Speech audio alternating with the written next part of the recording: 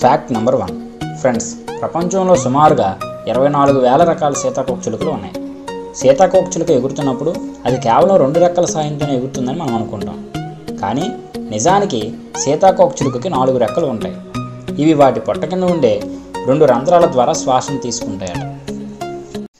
Fact number 2. మన ఇండియాలో August 15న స్వాతంత్ర దినోత్సవ వేడుకలను మనం జరుపుకుంటాం.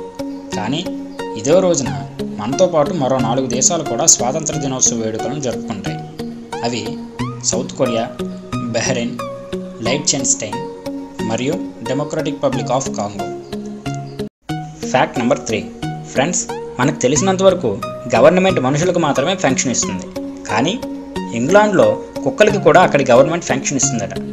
వివిధ పోలీస్ శాఖల్లో అత్యంత ధైర్య సాహసాలతో పోరాడి పనిచేసి పదవీ విరమణ చెందిన కుక్కలకు నెలకు 1,500 పౌండ్ల చొప్పున, అంటే ఇండియన్ కరెన్సీ ప్రకారం అయితే 1,47,855 రూపాయల చొప్పున అక్కడి గవర్నమెంట్ ఇస్తుందట.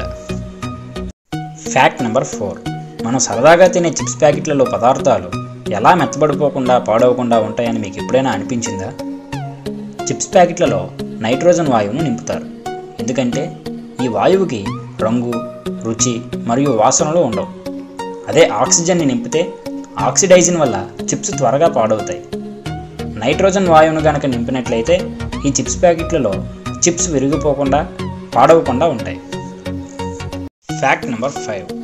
ఫ్రెండ్స్, మీకు తెలుసా, మనకు తెలిసినంత వరకు ఒక దేశంతో మరొక దేశాల సైనికులు మాత్రమే యుద్ధం చేస్తూ ఉంటారు.